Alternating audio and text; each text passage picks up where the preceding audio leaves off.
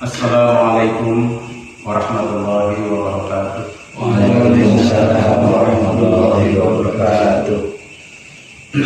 Alhamdulillah wa syukru bi ni'matillah. Wassalatu wassalamu ala Rasulillah wa ala alihi wa sahbihi wa mawalah. Wa la hawla wa la quwwata illa billah. Qala rabbi shrah li sadri wa yassir li amri wahlul 'uqdatam min lisani yafqahu qawli. Subhanaka la 'ilma lana illa ma 'allamtana innaka antal 'alimul hakim. Ma'asyiral muslimin rahimakumullah. Alhamdulillah pada kesempatan malam ini kita bisa berjumpa kembali dalam majelis ilmu. Mudah-mudahan kehadiran kita di tempat ini akan membawa kita kepada keridhaan Allah Subhanahu wa taala. Kita lanjutkan kaji kita dengan hikmah yang ke-6, ya, hikmah yang ke-6. Di dalam hikmah yang ke-6 ini, Musannif Syekh Ibnu Athaillah As-Sukandari menyampaikan, la yakun ta'akhur amadal ata'i ma'al ihai fi du'ai mujiban liyaksika fa huwa dhamina laka al-ijabah fi ma yakhtaruhu laka la fi ma takhtaru li nafsika wa fil waqtil ladzi yurid la fil waqtil ladzi turid. La yakun ta'akhur, janganlah dikarenakan ta'akhur, diakhirkannya, amadal aqai, diberikannya atau ditunaikannya, atau pemberian kepada kamu, diakhirkannya pemberian kepada kamu. La yakun ta'akhuru amadal aqai, janganlah dikarenakan diakhirkannya pemberian kepada kamu dari Allah, ma'al ilhaji fid du'a, pada saat atau setelah kamu bersungguh-sungguh di dalam berdoa, mujiban li sa'ika, menyebabkan kamu berputus asa. Fa huwa dhamina laka, padahal Allah sudah mencukupkan kepada kamu atau akan memenuhi kepada kamu ijabah. Padahal Allah sudah menjamin untuk kamu ijabah atau pengabulan doa. Fima yakhtaruhu laka, di dalam apa-apa yang Allah pilihkan untuk kamu, atau terhadap apa-apa yang Allah pilihkan terhadap kamu. La fima takhtaru li nafsika, bukan terhadap apa-apa yang kamu pilih untuk diri kamu sendiri. Wa fil waqti alladhi yurid, dan di dalam waktu yang dikehendakinya oleh Allah. La fil waqti alladhi turid, bukan di dalam waktu yang engkau kehendaki. Saudara-saudara sekalian, kalimat ini sangat indah sekali. Karena peristiwa seperti ini pasti sering terjadi pada diri kita. Sebagai orang yang beriman, pasti kita, atau paling tidak kita banyak atau sering melakukan doa, sering memanjatkan doa sebagai bentuk ikhtiar batiniah kita kepada Allah. Selain kita melakukan ikhtiar lahiriah, biasanya sebagai orang yang yakin kepada Allah atau umat yang bertauhid selalu diiringi dengan doa. Nah, di dalam persoalan doa ini betul-betul harus kita pahami dengan benar. Karena seringkali keliru di dalam menyikapi berdoa. Seringkali keliru, ya. Oleh karena itu, Syekh di sini mengatakan, la yakun takhuru amadal aqaid. Janganlah karena diakhirkannya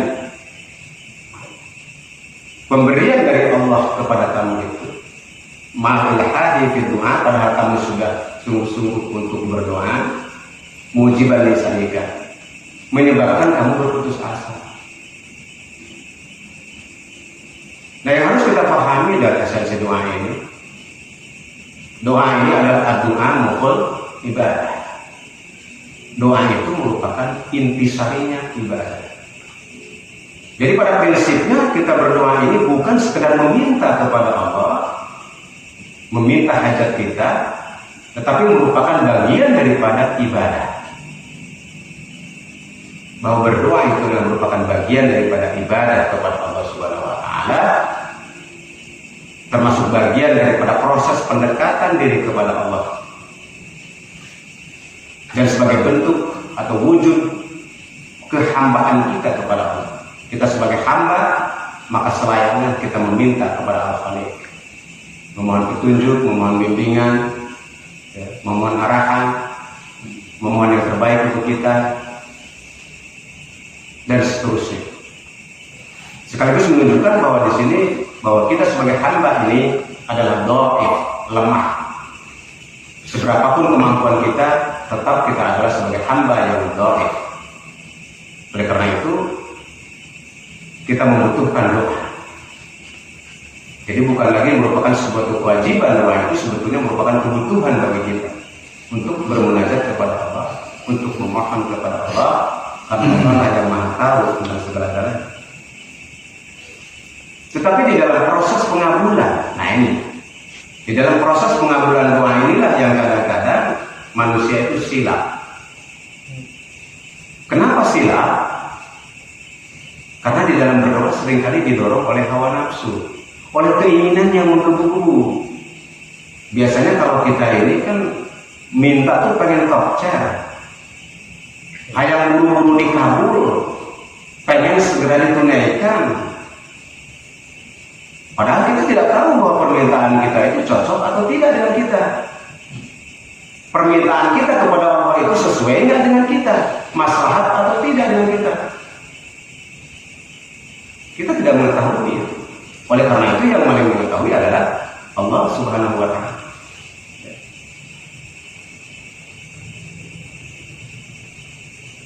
Nah, yang perlu kita perhatikan di sini, pengabulan doa itu Allah yang Maha Tahu. Makanya tadi dikatakan bahwa janganlah kalian berputus asa walaupun kalian sudah sering berdoa. Ketika doa itu belum dikabulkan, intinya begitu. Diakhirkan ini berarti ketika doa belum dikabulkan, tidak tokcer, tidak tokcer. Hari ini berdoa, besok langsung dikabul. Tidak seperti itu. Ketika terjadi pengakhiran atau lambat dalam proses pengabulan doa itu, maka janganlah kalian berputus asa. Kenapa demikian? Fahuwa dhaminal ijabah. Padahal dia Allah itu sudah menjamin tentang dikabulkannya doa. Allah sudah menjamin tentang dikabulkannya doa.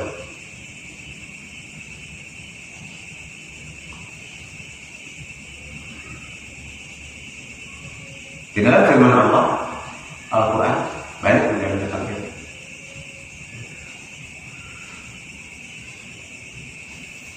Bahwa Allah akan mengabulkan doa dari hamba-hambanya.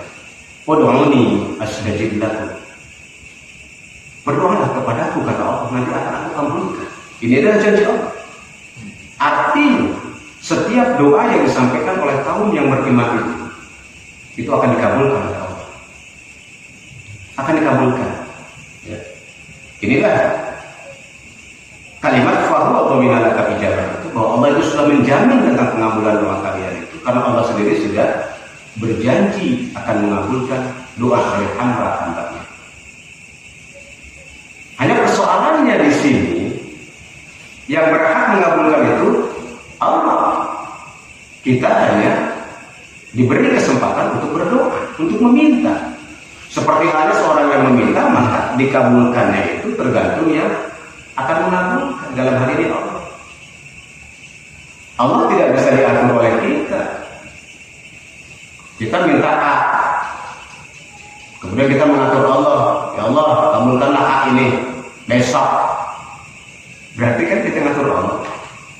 Ya, kita ngatur Allah. Padahal kita ngerti nggak bahwa A ini atau sesuatu ini bermanfaat bagi kita atau tidak. Sering-seringnya ketika berdoa itu pengen segera dikabulkan, pengen tunai, pengen buru-buru, ya, pengen buru-buru. Padahal esensinya Allah mengabulkan itu fima yahtaruhu laka. Jadi di dalam proses pengabulan itu terhadap apa-apa yang Allah pilihkan untuk kamu. Gitu. Jadi Allah lah yang berhak untuk memilihkan mana yang terbaik untuk kita. La fima tahtaru li nafsika, bukan apa yang kamu pilihkan untuk diri kamu. Artinya ketika kita memohon kepada Allah tentang sesuatu, A umpama, kita memilih A. Tetapi dalam pengabulannya itu boleh jadi bukan A yang diberi oleh Allah, karena Allah yang berhak untuk memilihkan yang terbaik untuk kita. Boleh jadi Allah pilihkan B. Itu. Jadi terserah Allah. Dikabulkan, tetapi memilihnya, memilih pengabulannya itu hanya Allah yang berhak, bukan kita. Ya. Kemudian wafil waqtil ladzi yurid, dan pada saat waktu yang dikehendakinya, kapan terjadinya pengabulan itu juga tergantung Allah. Allah pertama, Allah memilihkan apa yang jenis pengabulannya. Kemudian yang kedua, waktunya kapan? Allah juga yang menentukan. Ya. Allah juga, bukan kita yang mengatur. Allah juga yang menentukan kapan kabulnya itu doa. Saatnya yang tepat. Tentu saja Allah memilihkan itu adalah yang terbaik bagi hamba-hambanya. Dan waktunya juga, saatnya juga yang terbaik bagi hambanya. Ya. Jadi terserah Allah di dalam waktunya. La fil waqtil ladzi turid, bukan pada saat waktu yang kamu inginkan. Jadi misalkan kita berdoa minggu depan, ya Allah ini harus kabul, harus hasil. Nggak bisa begitu. Ya. Kalau Allah menghendaki bahwa akan terkabulnya 1 bulan, 2 bulan, 1 tahun, 2 tahun yang akan datang. Tetapi pengabulan dari Allah ini tentu saja demi kebaikan diri kita, demi kemaslahatan diri kita di dunia dan di akhirat. Itulah ya, kasih sayang Allah sebetulnya. Pengabulan doa ini diiringi dengan kasih sayang Allah Subhanahu wa Ta'ala. Nah, saudara-saudara sekalian, di dalam proses pengabulan doa ini, dalam proses pengabulan doa ini, paling tidak ada 3. Ada 3. Bagaimana doa itu dikabulkan? Dalam 3 hal. Yang pertama, kita berdoa sesuatu, apapun lah yang kita minta. Apa saja misalkan yang kita minta. Yang pertama, Allah kabulkan permintaan kita itu untuk menghapuskan dosa terlebih dahulu. Untuk menghapuskan dosa. Mungkin kitanya mintanya X, atau katakanlah kita minta agar lancar rezekinya. Pertama kita minta lancar rezeki. Allah kabulkan lancar rezeki itu. Tetapi terlebih dahulu pengabulannya dalam bentuk penghapusan dosa-dosa. Jadi bukan tidak dikabulkan. Allah ampuni dulu terlebih dahulu dosa-dosa. Bahkan sebenarnya pengabulan doa dalam bentuk pengampunan dosa itu jauh lebih baik dibandingkan dengan dikabulkan permintaan kita tetapi dosanya belum diampuni. Ini yang terjadi namanya istidraj. Dipenuhi keinginannya tapi dosanya tidak diampuni. Bahkan dengan dipenuhi dosa itu, dengan dipenuhi permintaannya, makin bertambahlah dosanya. Makin jauhlah dari Allah, makin ingkar pada Allah. Itulah istidraj. Keinginannya dipenuhi, terus dipenuhi oleh Allah. Ya, doa-doanya dikabulkan terus. Tetapi semakin dikabulkan doa, semakin diberi oleh Allah, dia semakin jauh dari Allah, semakin banyak dosa. Ini namanya istidraj. Istidraj. Oleh karena itu, sebagai bentuk kasih sayang Allah kepada orang-orang yang beriman, karena Allah memberi ini dengan penuh kasih sayang, Allah hapuskan terlebih dahulu dosa-dosanya sebelum permintaannya itu dikabulkan. Jadi pengabulan yang pertama itu boleh jadi Allah hapuskan dulu dosa-dosa kita. Itu nikmat yang besar penghapusan dosa itu. Karena seberapa banyak pun permintaan kita dikabulkan oleh Allah, tapi kalau dosa kita belum diampuni, kerugian besar di dunia dan di akhirat. Kemudian yang kedua, pengabulan yang kedua adalah dikabulkan doa itu di akhirat. Jadi dikabulkannya di akhirat, bukan di dunia. Allah akan kabulkan doa itu nanti di akhirat sebagai bekal. Ya, sebagai bekal. Ini keyakinan umat bertauhid harus seperti itu. Kita harus yakin bahwa setiap doa kita dikabulkan. Yang pertama, pengabulannya itu untuk menghapuskan dosa-dosa kita dulu. Oleh karena itu jangan pernah berhenti berdoa walaupun belum terkabul. Karena boleh jadi Allah sedang menghapuskan dosa-dosa kita dari doa-doa yang kita panjatkan kepada Allah itu. Tetap beruntung. Orang yang berdoa kepada Allah, yang meminta kepada Allah itu tetap beruntung. Walaupun belum terkabul, boleh jadi dosanya dihapuskan oleh Allah. Yang kedua, boleh jadi pengabulannya disimpan oleh Allah untuk diberikan nanti di akhirat kelak. Itu yang kedua. Sebagai tabungan ya. Jadi kalau kita sering berdoa, tidak rugi, tetap beruntung. Dihapuskan dosa, punya tabungan di akhirat. Ya. Dan yang ketiga, doanya dikabulkan di dunia. Boleh jadi seperti itu. Jadi ada tiga pengabulan doa itu. Pertama menghapuskan dosa, yang kedua dikabulkan di akhirat, kemudian yang ketiga dikabulkan di dunia ini juga. Hanya di dalam pengabulan doa di dunia ini itu ada tiga jenis pengabulan di dunia ini. Ya, ada tiga jenis. Yang pertama, doa itu dikabulkan sesuai dengan keinginan. Yang pertama dikabulkan sesuai dengan keinginannya. Misalkan kita minta sesuatu, ya, katakanlah minta A, Allah kabulkan A. Ada yang begitu, minta A dikabulkan A. Ini yang di dunia. Kemudian yang kedua,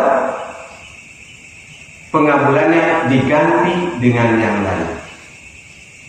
Pengabulan doanya diganti dengan yang lain. Kita minta A diberi B. Katakanlah kita minta supaya usaha lancar, atau supaya kita diterima bekerja di suatu perusahaan, kita mintanya itu, usaha lancar atau diterima bekerja di suatu perusahaan. Tetapi Allah ganti dengan keselamatan. Allah ganti dengan sembuhnya dari penyakit. Itu dikabulkan juga. Dikabulkan juga. Ketika dia selamat dari sebuah musibah, itu salah satu bentuk pengabulan doa. Walaupun mungkin tidak berdoa selamat dari musibah, mintanya usaha lancar. Tetapi Allah ganti, dia selamat dari musibah yang akan mencelakakan dirinya. Itu sama dikabulkan. Jangan salah paham, apalagi gagal paham. Saya kan tidak minta itu kok ini. Gagal paham namanya. Padahal semuanya itu adalah atas kudrat dan iradat dari Allah Subhanahu wa Ta'ala. Jadi tetap apapun yang terjadi pada diri kita itu adalah kudrat dan iradat dari Allah, dan boleh jadi itu merupakan pengabulan doa yang selama ini kita sampaikan kepada Allah Subhanahu wa Ta'ala. Kemudian pengabulan yang ketiga, boleh jadi pengabulan itu segera. Kita meminta kepada Allah kemudian tidak berapa lama dikabulkan. Ya, dikabulkan. Tidak berapa lama jedanya. Entah sehari, 2 hari, seminggu, 2 minggu, langsung dikabulkan oleh Allah. Atau boleh jadi tadi diakhirkan, ditunda dalam jangka waktu yang sesuai Allah pilihkan waktunya. Ditunda. Tidak langsung. Ya, tidak langsung. Nah, semua ini tentu saja mengandung hikmah. Allah saja yang tahu kenapa itu terjadi. Yang jelas, bagi orang yang beriman, sekali lagi pengabulan doa itu diiringi dengan kasih sayangnya. Jadi pemberian dari Allah ini diiringi dengan perlindungannya, penjagaannya, kasih sayangnya, agar pemberian ini maslahat dan menyelamatkan bagi orang yang memintanya, bagi orang yang beriman, tidak mencelakakan, tidak terjadi istidraj tadi. Oleh karena itu, tadi sudah disampaikan, janganlah lambatnya terkabulnya doa menyebabkan kalian berputus asa, sehingga berhenti berdoa, sehingga berhenti mendekatkan diri kepada Allah, kecewa. Saya sudah berdoa nih, udah setengah tahun berdoa, pengen punya istri, tapi udah setengah tahun, jangankan menikah, cewek aja nggak ada yang mau dekat. Akhirnya dia putus asa, dia nggak mau berdoa lagi hanya sama Allah, tidak mau berdoa lagi, minta istri. Nah, ini namanya berputus asa dari Allah. Tidak boleh. Tetap saja berdoa. Mungkin tadi doanya belum dikabulkan. Mungkin pertama tadi untuk menghapuskan dosa-dosa dahulu sebelum dia punya istri, supaya diperbaiki dulu perilakunya, akhlaknya, ilmunya dan sebagainya sebelum dia punya istri. Makanya ditunda untuk mendapatkan istri. Ditunda terlebih dahulu untuk menghapuskan dosanya, untuk memperbaiki akhlaknya, ya, perilakunya, menebus kesalahan-kesalahannya. Ya. Allah tunda. Oleh karena itu jangan berhenti. Terus berdoa, terus berdoa, karena tidak ada yang rugi bagi orang yang rajin berdoa. Tetap beruntung, dengan berbagai kriteria tadi, dengan berbagai kriteria tadi. Bahkan sampai kalaupun jenisnya itu belum dirasakan di dunia, kita yakin itu di akhirat, sebagai tabungan di akhirat. Sekali lagi ditegaskan bahwa berdoa ini tidak semata-mata bentuk permintaan kepada Allah, tetapi merupakan bagian daripada proses pendekatan diri kita kepada Allah. Ya. Itu adalah komunikasi kita. Berdoa itu kan komunikasi. Kita sedang berbicara dengan Yang Maha Agung. Kita sedang berbicara dengan Al-Khaliq. Kita sedang berbicara dengan pemilik dan penguasa alam semesta, Allah Azza wa Jalla. Disitulah terjadi komunikasi yang indah. Komunikasi yang indah dengan Allah Subhanahu wa Ta'ala. Sedang curhat di situ. Oleh karena itu, yakin dan percayalah kepada yang kita curhati. Untuk apa kita curhat kalau tidak percaya kepada yang kita curhati? Untuk apa kita meminta kepada orang yang tidak kita percaya untuk memberi? Kalau kita putus asa berarti tidak yakin bahwa Allah itu akan memberi. Kalau gitu ngapain minta?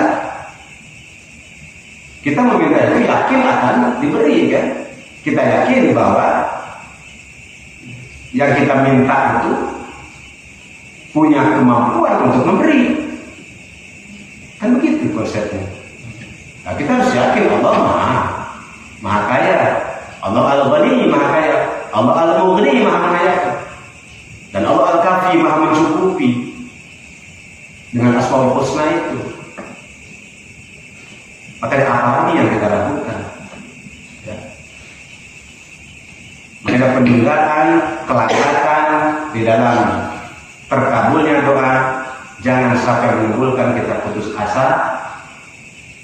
Apalagi kalau sampai berhenti berdoa, berhenti munajat, berhenti beribadah, berhenti berzikir, berhenti mendekat kepada Allah, maka itu adalah sebuah kerugian yang besar. Apalagi kalau sampai kemudian suzon kepada Allah, menyalahkan kepada Allah, itu lebih celaka lagi. Oleh karena itu, sebelum berdoa, husnuzonlah kepada Allah Subhanahu wa Ta'ala. Berbaik sangka bahwa Allah akan mengabulkan doa-doa kita. Karena setiap sangkaan itulah yang terjadi. Allah itu tergantung persangkaan hambanya. Kalau sangkaan hambanya baik, maka baiklah yang terjadi pada diri kita. Sebaliknya juga begitu. Kita harus yakin bahwa doa kita akan dikabulkan oleh Allah dengan kriteria tadi. Itu adalah sikap orang yang bertauhid, sikap orang yang beriman kepada Allah Subhanahu wa Ta'ala. Allah Maha Indah, Allah Maha Tahu, Allah lah yang mentadbir hidup kita, yang mengatur diri kita. Kenapa kita tidak percaya tentang itu? Kenapa ragu tentang itu? Hanya gara-gara yang kita minta tidak sesuai, hanya gara-gara waktunya lambat. Satu hal yang menarik saudara, kadang-kadang kita tidak menyadari, seringkali tidak menyadari, sebetulnya proses pengabulan itu tinggal sejengkal saja. Inilah kelemahan diri kita, kedoifan diri kita di situ. Padahal sejengkal lagi, tinggal sejengkal lagi proses pengabulan itu terjadi. 2 tahun kita berdoa terus menerus, padahal tinggal 3 hari lagi akan dikabulkan doa, berhenti berdoanya. Itulah ketidaktahuan kita. Akhirnya rugi. Padahal kalau tetap yakin, istiqomah, kemudian penuh harap kepada Allah terus menerus, tinggal 3 hari lagi akan tercapai. Inilah saudara-saudara sekalian yang perlu kita ketahui dan yang perlu kita yakini tentang bagaimana seharusnya adab-adab dalam berdoa, dan termasuk keyakinan yang harus kita miliki ketika sedang berdoa. Jangan sampai keliru bersikap, apalagi gagal paham atau salah paham. Ini akan merugikan diri kita sendiri. Pada akhirnya kita lah yang merugi. Padahal Allah itu maha baik kepada hamba-hamba. Allah mencintai hamba-hambanya. Allah maha luas maha kasih kepada hamba-hambanya. Dan Allah maha mengetahui apa yang dibutuhkan oleh kita. Jangan ragu, Allah maha mengetahui apa yang dibutuhkan oleh kita, yang terbaik. Tinggal pandai-pandai kita melakukan koreksi diri terhadap diri kita sendiri, melakukan terus muhasabah di dalam diri kita atas segala kesalahan dan dosa-dosa yang pernah kita lakukan. Kemudian segera bertaubat kepada Allah agar proses pengabulan itu segera diberikan oleh Allah. Demikianlah saudara-saudara sekalian, mudah-mudahan dari pembicaraan ini akan menambah keyakinan kita untuk terus bermunajat kepada Allah, untuk terus mendekatkan diri kepada Allah, dan teruslah berdoa sebagai bagian daripada ibadah kita kepada Allah Subhanahu wa Ta'ala. Jangan pikirkan mengenai pengabulan, itu adalah hak prerogatif Allah Subhanahu wa Ta'ala. Apa, bagaimana, dan kapannya itu ada di tangan Allah Subhanahu wa Ta'ala. Kita sebagai hambanya hanya berserah diri kepadanya. Dan janganlah berbuat tergesa-gesa dan terdorong oleh hawa nafsu, karena itu akan membahayakan diri kita. sekian. Terima kasih atas perhatiannya. Mudah-mudahan dalam kajian yang singkat ini ada manfaatnya bagi kita semua. Hadanallahu wa iyyakum ajma'in. Wassalamualaikum warahmatullahi wabarakatuh. Waalaikumsalam warahmatullahi wabarakatuh.